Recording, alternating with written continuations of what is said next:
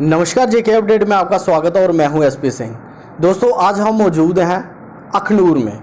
अखनूर में ये जो चौक है, निर्दोष चौक, आज हम इसके इतिहास के बारे में जानना चाहते हैं और हमारे साथ बात करने के लिए मौजूद हैं श्री पद्म देव सिंह निर्दोष जी, जो कवि थे, राइटर थे, कविताएं लिखते थे। उन्हीं के बेटे। आइए सीधा जानते हैं उन्हीं से इस चौक के इतिहास के बारे में। सर, सबसे पहले तो आपका स्वागत है जेके अपडेट में। शुक्रिया। सर, आज हम आपसे ये जानने आए हैं कि ये जो आपके पिताजी का इतिहास है, ये इतिहास के बारे में जानेंगे और ये चौक जो है ये कब बना और इसकी क्या क्या प्रक्रियाएं रही उस दौरान।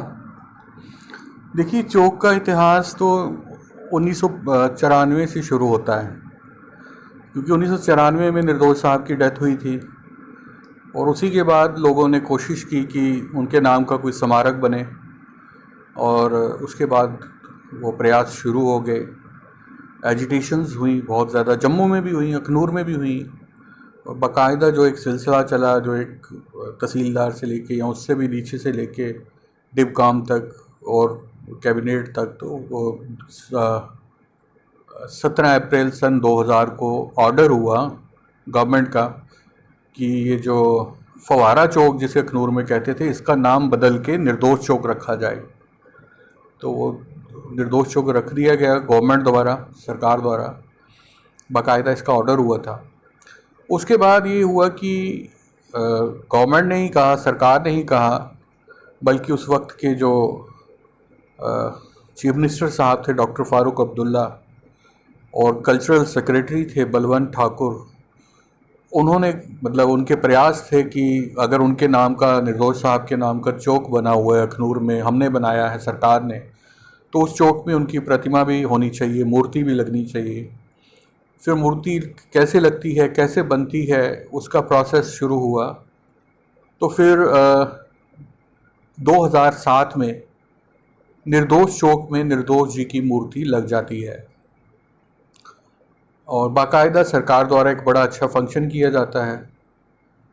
और उसके बाद जब श्यामलाल शर्मा जी अखनूर के विधायक भी थे और मंत्री भी थे, तो श्यामलाल जी ने सोचा और कहा उन्होंने कि मुझे अच्छा नहीं लगता है कि निर्दोष चौक में निर्दोष जी की जो मूर्ति है वो बिल्कुल एक किनारे पे, एक साइड पे लगी हुई है, कई लोगों को दिखती भी नहीं है। तो मैं इसको बिल्कुल सेंटर में, चौराहे के बीच में लगाना चाहता हूँ। और उन्होंने, क्योंकि वो सरकार थे, सरकार का हिस्सा थे, तो उन्होंने प्रयास किए और उस इसको मूर्ति को वहाँ से उखाड़ के, एक साइड से, कोने से उखाड़ के चौक के बीच में लगा दिया गया, जो जैसे सभी चौराहों में होता है, जैसे जम्मू में या हिंदुस्तान में कहीं भी या उसके बाहर भी हिंदुस्तान की, कि जिनके नाम की चौकें होती हैं या चौराहे होते हैं, तो उनकी मूर्ति उन चौराहों के बीच में ही होती हैं, ना कि कहीं और साइड पे। तो ऐसा हो गया। तो ये है। बाकी निर्दोष साहब का जो इतिहास है वो तो आप सभी लोग जानते हैं कि वो किस ख़ानदान से तल्लुक़ रखते थे। उनके जो पिताजी थे कर्नल शिवराम सिंह, उन्होंने वर्ल्ड वार की जंग लड़ी हुई थी और उसके दौरान वो इजिप्ट गए थे, चाइना गए थे और कई मुल्कों में गए थे। और उसके बदले जब वो जंग जीत के आए थे तो महाराजा हरि सिंह ने उनको अपने गले से लगाया, बहुत खुश हुए कि आपने डोगरा फौज का नाम बहुत किया है। और महाराजा हरि सिंह ने कर्नल शिवराम सिंह जी को कलीठ वाला किला इनाम दिया था। उन्हीं कर्नल शिवराम सिंह जी के मझले बीच वाले बेटे थे पद्म देव सिंह निर्दोष। बड़े बेटे थे उदय सिंह, बीच वाले पद्म देव सिंह निर्दोष, उनसे नीचे करण सिंह। तो उस ख़ानदान से वो ताल्लुक़ रखते थे। 1940 में बैसाखी वाले दिन निर्दोष साहब का जन्म हुआ था। सर, ये जो निर्दोष चौक यहाँ पे, स्मारक यहाँ पे लगी हुई है, आपको कितना प्राउड फील होता है, कितनी खुशी होती है कि हमारी फैमिली में हमारे वे पिताजी का नाम जो है पहले भी रोशन था और आने वाली जो जनरेशन है वो भी जान रही है कि इस चौक का आखिर इतिहास क्या है।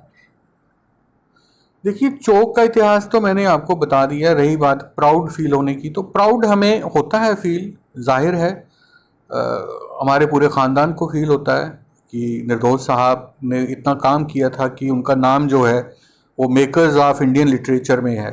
और मतलब ये बहुत बड़ी गर्व की बात है और जो भारतीय साहित्य के निर्माताओं में उनका नाम गिना जाता है, जिसमें मुंशी प्रेमचंद, रविंद्रनाथ टैगोर, हरिवंश राय बच्चन, ऐसे लोगों के, दीनू भाई पंत, वेदपाल दीप, यश शर्मा, ऐसे लोगों में उनका नाम गिना जाता है। ये कुछ छोटी बात नहीं है, हमें बहुत प्राउड है।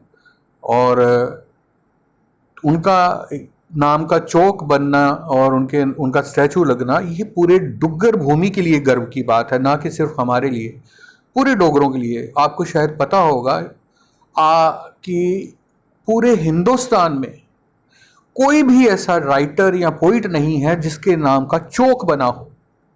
हाँ, कहीं और मूर्तियां लगी होंगी उनकी यूनिवर्सिटीज़ में, कहीं और लाइब्रेरीज में, लेकिन चौक नहीं है। पूरे हिंदुस्तान में एक ही राइटर है, एक ही शायर है, पद्मदेव सिंह निर्दोष, जो डोगरी भाषा के शायर थे, जिनके नाम की चौक बनी हुई है।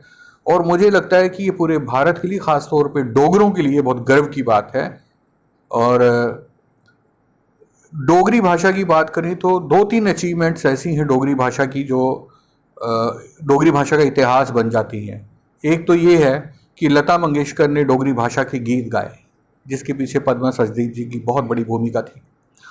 दूसरा ये है कि डोगरी भाषा 8th शेड्यूल में शामिल हो गई। तीसरा ये है कि डोगरी का इकलौता राइटर जिसके नाम का चौक बना और जिसकी प्रतिमा वहाँ पे लगी। ये 3 चीज़ें डोगरी के लिए, डोगरी के इतिहास के लिए बहुत बड़ी बात हैं। ये सिर्फ हमारी फैमिली के लिए नहीं, संपूर्ण डोगरा समाज के लिए ये बहुत बड़ी बात है। धन्यवाद सर। तो ये थे हमारे साथ कुंवर शक्ति सिंह जी, जो श्री पद्मदेव सिंह निर्दोष जी के बेटे थे। आज हमने इस चौक के, अखनूर चौक के इतिहास के बारे में जाना कि आखिर इसका इतिहास क्या था। और कहीं ना कहीं हमें भी बहुत प्राउड फील होता है जब हमारे डोगरों की बात आती है सामने। तो ये हमारे डोगरा कलाकार, डोगरा पोइट जो है कविताएं लिखते थे, तो ये बहुत बड़ी गर्व की बात है हमारे लिए, हमारे देश के लिए, जिनकी प्रतिमा जो है अखनूर में लगी हुई है। लेटेस्ट अपडेट्स के लिए आप जुड़े रहें जेके अपडेट के साथ। मैं एसपी सिंह, धन्यवाद। इस मौसम में J&K फॉरेस्ट डिपार्टमेंट पर्यावरण को प्रदूषण मुक्त बनाने के लिए सभी से एक पौधा लगाने का आग्रह करते हुए J&K को हरियाली की ओर ले जाने का संदेश दे रहा है।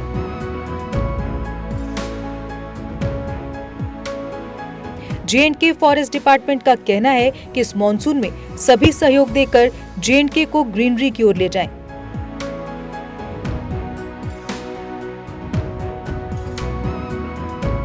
वृक्ष भूमि का गहना है, जन जन से ये कहना है।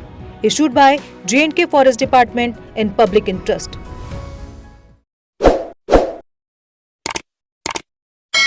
जम्मू कश्मीर की खबरों के लिए जुड़े रहिए JK अपडेट के साथ।